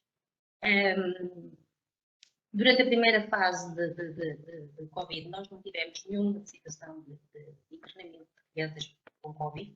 Tivemos algumas crianças que entraram e pela gravidade da situação e pela necessidade de admissão imediata e ainda sem teste feito, ou sem resultado de teste, foram tratadas como Covid, com todos os cuidados que tínhamos que ter. Nós tínhamos, nessa altura, tínhamos 2 unidades preparadas com questão negativa para receber essas crianças, mas nenhum foi confirmado. Entretanto, em setembro de 2020, a enfermeira diretora do UXUC interessa um e-mail a todos os enfermeiros para se voluntariarem, para integrar equipes de Covid, caso fosse necessário. E eu voluntariei-me um bocadinho com para ir para a urgência dos Covões novamente, integrar a equipa. Não foi isso que aconteceu, integrei a equipa de cuidados intensivos do Hospital da Universidade de Coimbra, o Covid-3, então foi conhecido por Covid-3, porque inicialmente as unidades de cuidados intensivos Covid do CHUC eram no Hospital dos Covões, o Hospital dos Covões ficou as 3 unidades de cuidados intensivos, a unidade de cuidados intensivos deles, mais o bloco convertido em cuidados intensivos, mais a UCA convertida em cuidados intensivos, ficaram lotados. E foi necessário abrir uma unidade de cuidados intensivos no CHUC, que é a tão famosa unidade do MES3, e eu fui integrar essa equipa. Essa equipa abriu essa unidade, abriu numa quarta-feira e eu fui na sexta-feira. O facto de ter ido voluntária fez com que eu fosse muito motivada. E eu fui mesmo muito motivada, eu queria muito ir. Eu gosto imenso de cuidados intensivos, gosto da adrenalina dos cuidados intensivos e essa motivação acompanhou-me na minha vida. A chegada à integração foram 2 dias, na unidade de cuidados intensivos de doentes não Covid, e o terceiro turno foi a contar na unidade de cuidados intensivos Covid, onde eu nunca tinha entrado, em que eu não sabia por onde é que entrava e por onde é que saía. Sabia me equipar, porque tinha essa experiência do meu serviço, mas o facto de nós não sabermos ao que vamos, nem sequer conhecermos o espaço físico, cria-nos ali uma ansiedade que foi assim, ainda por cima, numa noite, que as noites são sempre mais difíceis, foi assim um impacto. Tem que salientar a entreajuda dos colegas. Nós estávamos ali, nós muitas vezes éramos 8 enfermeiros a entrar dentro da unidade, em cada turno, nós trabalhávamos em espelho, sendo que apenas 2 eram da unidade. 5, 6 enfermeiros eram enfermeiros que vinham de outros serviços e estavam a integrar a unidade. Isso mostra o espírito de equipa que foi preciso ter, o espírito de entreajuda que foi preciso ter, o espírito de resiliência e tem que enaltecer os colegas dos cuidados intensivos, dos cuidados intensivos dos UCs.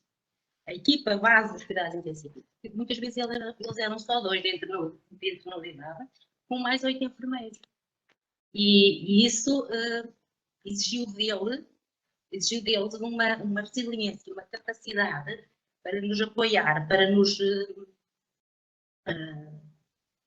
esclarecer dúvidas que tem que enaltecer, porque Mas a verdade é que, apesar de nós estarmos ali, sermos todos de equipas diferentes, porque havia pessoas dos intensivos, havia pessoas do bloco, do recobro, da maternidade, das neonatologias, das maternidades, foram reforçar. Houve um espírito de equipa que fez com que tudo corresse muito bem. Fez com que nós nos sentíssemos verdadeiramente uma equipa. E não se notasse na prestação de cuidados essa diferenciação das pessoas que estavam ali a trabalhar. Obviamente, todos nós tínhamos a experiência com monitorizações, ventilações, tínhamos todos uma experiência de cuidados intensivos, de técnicas de cuidados intensivos, nos dava algum background, obviamente que sim. Mas isso não invalida que nós não tivéssemos, a maior parte de nós não fôssemos enfermeiros de cuidados intensivos de adultos, digamos. E isso acabou por ser ao mesmo tempo muito gratificante. Para mim, o mais difícil, no meio daquilo tudo, foi os contactos com as famílias. Eu trabalho numa unidade de cuidados intensivos pediátricos, já tive várias situações de fases terminais e de mortes em crianças, em que temos que cuidar com a família, em que temos que falar com a família, mas ali era mais difícil. Nós fazíamos videochamada, mesmo com doentes ventilados, obviamente, se a família o desejasse, depois de falarmos, de dizermos como é que o doente estava, o que é que iam encontrar, o que é que iam ver, e se a família o desejasse, fazíamos, e tínhamos por hábito de fazer. E esses momentos eram difíceis. Para mim foram os momentos mais difíceis. Mais difíceis que o contacto com as famílias no terreno. E mais difícil até, e estamos a falar de doentes com uma idade em que não é expectável que não vão sobreviver, mas que é mais aceitável, digamos, para mim mais difícil do que o contacto com pais de crianças. Era terrível. Eu sempre tinha uma videochamada para fazer com uma família e disse, não, venha outro, por favor. Era extremamente difícil. A falta de contacto físico, a falta de empatia com as pessoas ali ao nosso lado, para mim foi mais difícil neste contexto de Covid. Tive a sorte de não ter falecido nenhum doente, vindo lá sem ter falecido nenhum doente, mas fiz várias videochamadas, fiz vários contactos com famílias e isso para mim foi o mais difícil, neste contexto. Muito obrigado. Só uma questão, e eu tenho um amigo que ainda há dias, numa conversa com outra colega, dizia, a propósito dos cuidados intensivos, ele trabalha na unidade de cuidados intensivos aqui do Hospital de Viseu, ele dizia que teve colegas que foram para lá, a Bertina neste caso foi voluntária e já tinha a experiência da unidade de cuidados intensivos pediátrica, é um bocadinho distinto, e ele de facto relatava exatamente isso, que foi de um momento para o outro, ter colegas que mal sabiam trabalhar com uma seringa infusora porque tinham vindo de outros serviços que fecharam para aquele, e que de um momento para o outro se veem com um bloco de não sei quantas seringas, não sei quantas bombas, tudo isso à volta de um doente, e ao fim exatamente de poucos dias de estarem na unidade. E isso de facto é difícil. Bertina, como é que, em termos, e agora uma provocação, todos sabemos um bocadinho o caos geral, mas em que, e há pouco foi falado das filas de ambulâncias, em que os SHUC viveram, e particularmente o ZUC, neste caso, sabemos que houve nos Coveiros também. Como é que vistes em termos de organização, se sentiste que a estrutura estava a organizar-se ou simplesmente a reagir, porque era ir controlando os danos do que ia acontecendo? Não, na minha perspectiva, a estrutura estava-se a organizar. A estrutura organizou-se. E assim, esse caos passou-nos um bocadinho ao lado ali. Nós eu costumo dizer, nós estávamos ali um bocadinho, apesar de tudo, protegidos desse caos. Mas nós no final de janeiro, início de fevereiro, a unidade de cuidados intensivos dos Covões, as 3 unidades estavam cheias e a nossa estava quase cheia. E decidiu-se que o CHUC tem, o HUC, o edifício HOC, naquele momento tinha 3 unidades de cuidados intensivos. Tinha a unidade do menos 3, só Covid, tinha a unidade do menos 1 e do mais 1, que eram as unidades iniciais pré-Covid. E de uma quarta a uma sexta, a unidade do menos 1 foi colocada a pressão negativa e foi preparada para receber doentes Covid e essa unidade passou para a unidade de cuidados cirúrgicos. Isto de quarta a sexta. E para dizer que essa unidade nunca foi aberta. Essa unidade no sábado estava pronta a receber doentes. Tínhamos um incremento de mais 7 camas para doentes Covid, porque a nossa unidade tinha uma vaga, os Covões não tinha nenhuma. E essa unidade nunca houve necessidade de ar livre.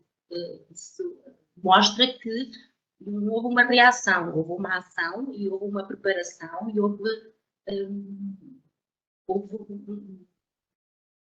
preparação prévia e houve uma tentativa de nos antecipar às situações. Felizmente essa unidade nunca abriu, teve 100 doentes durante algum tempo, depois quando se percebeu, quando a curva começou a descer e quando se começou a perceber que os cuidados que os doentes admitidos intensivos diminuíram, essa unidade voltaram a abrir os doentes não Covid para essa unidade, mas essa unidade esteve preparada em tempo útil para receber bem gente. Ok. Sim, de facto, todos reconhecemos que isto foi muito além de qualquer capacidade organizativa e planeamento que nós pensaríamos ter e no limite máximo que nós pensávamos alguma vez chegar. Só um bocadinho voltando, depois da unidade de cuidados intensivos, o retorno à base foi relativamente rápido e célere, depois das coisas a curva começar a descer e o número de casos de cuidados intensivos baixar, certo? Foi. No final de março, a unidade já estava com menos doentes, entretanto, a unidade de cuidados intensivos começaram a fechar as unidades dos Covões, que estavam a ocupar a UCA e estavam a ocupar o bloco operatório e queriam, obviamente, reiniciar essas atividades, porque são atividades que são também importantes, porque não nos podemos esquecer que esta pandemia acabou por condicionar toda uma série de cuidados, nomeadamente no nível dos hospitais centrais, nomeadamente cirurgias de ambulatório. Exato. E isso tínhamos que reiniciar. Em termos de administração, eles queriam reiniciar rapidamente. E daí a opção ter sido rapidamente começar a transferir os doentes dos Covões, nomeadamente da UCA que é a unidade de cirurgia ambulatória. E do bloco para nós e para a unidade de cuidados intensivos para rapidamente abrir essas unidades e começarem a trabalhar e começarem a operar. E acabou por alguns dos colegas dos Covões começarem a reforçar a nossa equipa e nós começamos, quem não era de lá, começar a sair. No final de março acabei por regressar ao nosso serviço. Um testemunho muito interessante, apesar de ter sido por vontade própria, não deixa de ser para uma realidade um bocadinho distinta e logo para o olho do furacão e para um terreno altamente Foi mesmo para o olho do furacão, até porque Exatamente. era a unidade de doentes ECMO, em que houve uma fase em que só tínhamos doentes ECMO. Todos os doentes eram ECMO, porque eu tinha obrigatoriamente de ficar com doentes ECMO, nunca tinha ficado, foi assim. Sabe que a enfermeira Célia dizia que era muito velha, eu também já sou um bocadinho velha, também já sou assim um bocadinho velha. E o facto de nós sermos um bocadinho velhos, a experiência traz-nos, por um lado, a experiência foi facilitadora, porque o facto de ter trabalhado numa urgência polivalente de adultos, e o facto de trabalhar numa unidade de cuidados intensivos, em que ventilação não era. A maior parte das coisas não eram novidade, os ventiladores eram iguais aos meus, Sim, a informática era igual ao meu, pronto, isso tudo era facilitador. Por outro lado, a idade e a experiência traz-nos uma responsabilidade acrescida, porque exigem de nós e esperam de nós mais, não é? E nós temos que, eu acho que temos uma obrigação de corresponder às expectativas e de corresponder àquilo que esperam de nós, porque dizem assim, não, ela vem numa unidade de cuidados intensivos e acaba por nos dar também alguma responsabilidade, obviamente que é facilitador, mas traz-nos alguma responsabilidade, não é? Coloca alguma pressão em cima de quem vai. Sem dúvida. Mas ainda numa unidade de ECMO altamente diferenciada e que obriga a cuidados redobrados. Bom, muito obrigado. Acho que foram 5 testemunhos extraordinários. Estes momentos de partilha e de reflexão são sempre fantásticos e devem, para a profissão, devem servir um bocadinho para aquilo que fomos falando ao longo do tempo, para ir crescendo, para ir aprendendo e para não cairmos no erro de, tão rapidamente como eu acho que nós vamos cair, de voltar a cometer os mesmos erros e a cometer as mesmas falhas do passado. E dado o adiantar da hora, eu coloco aqui em aberto também aos colegas que estão comigo neste painel, se têm questões, se querem fazer alguma intervenção, se querem fazer alguma interpelação. Eu tenho aqui 2 ou 3 anotações, mas deixaria para vocês, se quiserem interpelar. No âmbito do chat, eu creio que não temos aqui nenhuma questão.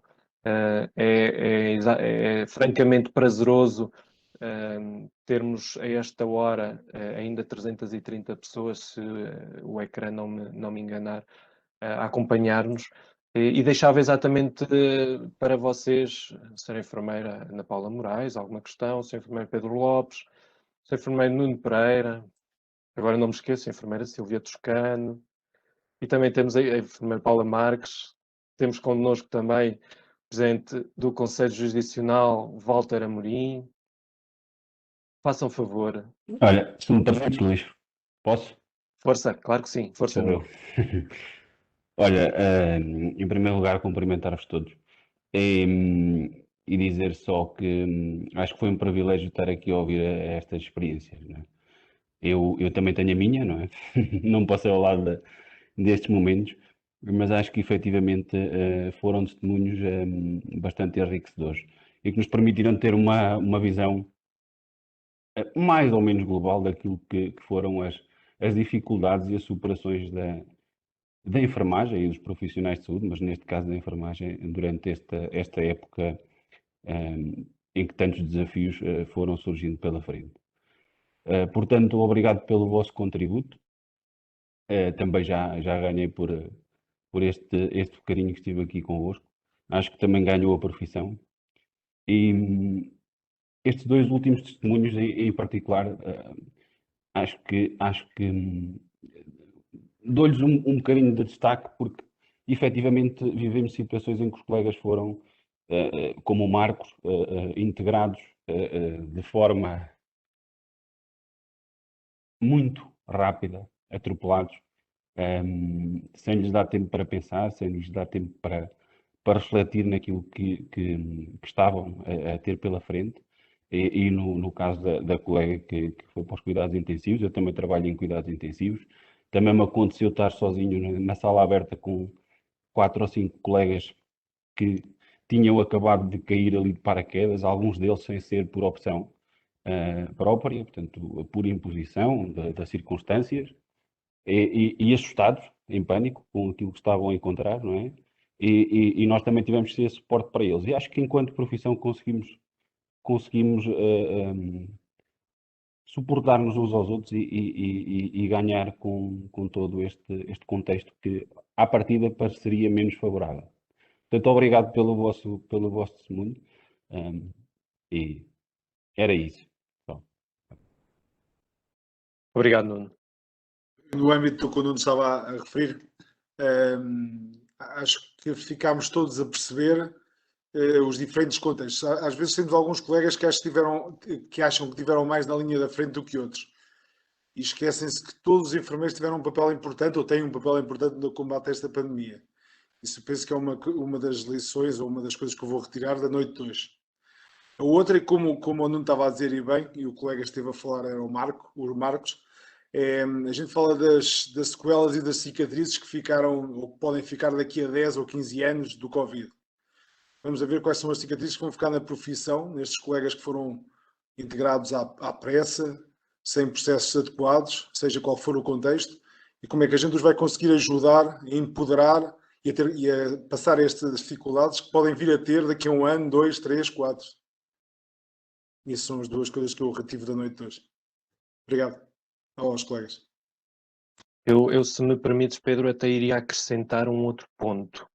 Eu acho que as sequelas na profissão até vêm um bocadinho antes, naquilo que é hoje o ensino da enfermagem, que foi vítima nos contextos de serem contextos completamente distintos, em termos de serviços, em termos de unidades, em termos de experiências, em termos de contacto. Claro, estávamos a falar dos licenciados, mas não nos podemos, ou daquelas pessoas que foram atiradas, por assim dizer, para a frente do combate, mas não nos podemos esquecer dos ensinos clínicos que ficaram por realizar, dos processos formativos que se calhar não ficaram tão bem finalizados como deviam ter ficado finalizados. Claro, temos também esse handicap na formação dos novos enfermeiros que se calhar pecou um bocadinho e devido ao contexto não era fácil fazer de outra forma.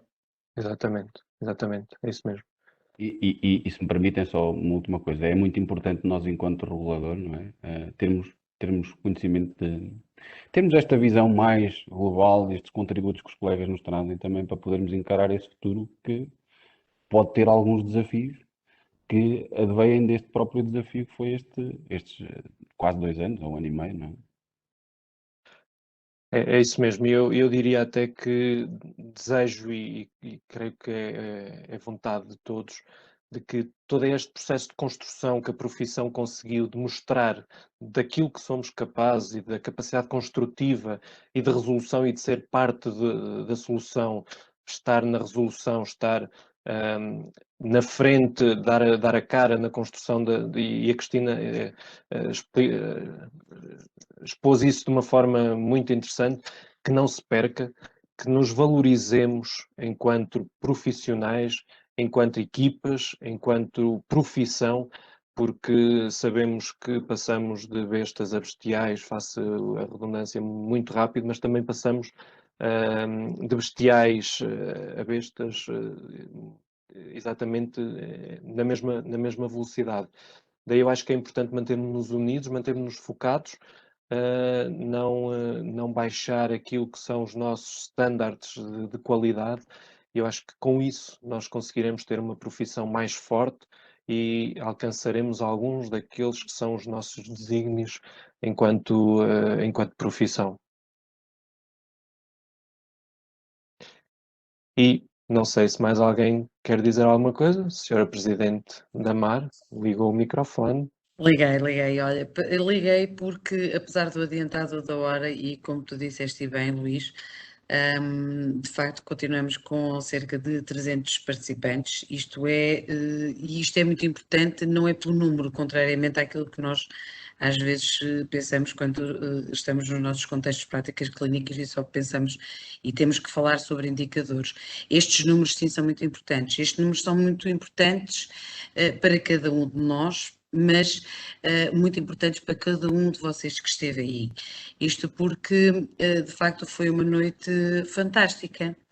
Foi uma noite fantástica. Ouvi testemunhos de pessoas e de enfermeiros que, de facto, fizeram a diferença nos seus locais de serviço e continuam a fazer a diferença nos seus locais de serviço, naqueles para onde foram mobilizados, naqueles para onde integraram, naqueles que tiveram que adaptar, usando um conhecimento técnico-científico e também uma emoção. Isto foi muito, muito bom ouvir isto, porque de facto nós nem sempre conseguimos estar suficientemente bem uns com os outros e maturos nos nossos locais de trabalho para assumirmos que somos pessoas com emoção, e é nesta gestão da emoção que conseguimos ser enfermeiros em contextos de pandemia e em contextos de crise. Antes da pandemia também já tínhamos contextos de crise, com a falta de dotação segura de enfermeiros, com falta de recursos e com outras dificuldades que cada um de nós tem. Eu não quero e não consigo acrescentar mais um elogio àquilo que foi dito. Quero-vos agradecer porque continuo a crescer enquanto enfermeira, continuo a crescer enquanto pessoa, quando estou junto dos meus pares, e isto é muito bom, apesar de estar a esta hora já cansada, não porque sou velha, mas sim porque durmo pouco, sou uma jovem, mas de facto agradecer a equipa fantástica, agradecer a todos os enfermeiros, por serem enfermeiros e por estarem comigo, me ajudarem a crescer. Agradecer a equipa fantástica da MAR e da Secção Regional do Centro, porque mais uma vez consegue dar cartas, e eu passo a expressão, naquilo que é de facto o desenvolvimento individual e coletivo. Desejo-vos a todos a continuação de muito sucesso. E apesar da previsão de algumas pessoas relativamente aos próximos meses que ainda vêm, dizer que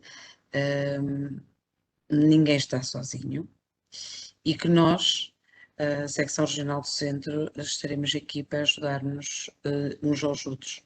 Por isso, bem-ajam a todos, um resto de uma boa noite e muito obrigada a todos pela vossa presença e pelos vossos contributos e pelo vosso enriquecimento.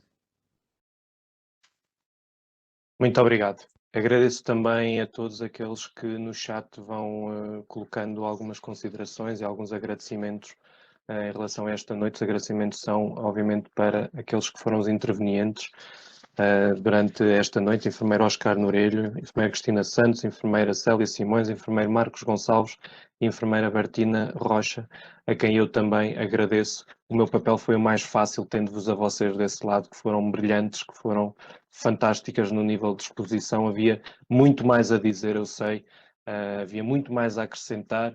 Estaríamos aqui muito mais horas, garantidamente, e continuaríamos a falar e enriqueceríamos muito mais ainda esta noite. Espero termos essa oportunidade o quanto antes, não deste formato, mas num outro formato que eu aprecio muito mais e que permite fazer um conjunto de coisas muito mais interessantes a que os meus amigos da secção estão habituados. Portanto, esperemos todos que esta pandemia passe, que voltemos a uma normalidade possível o mais depressa e que nos mantenhamos todos juntos, focados, felizes e saudáveis. A todos, muito boa noite, obrigado e mantenham-se bem. Não sei se algum dos presentes quer dizer mais alguma coisa. Posto isso, obrigado e, como eu gosto tanto de dizer, sejam felizes.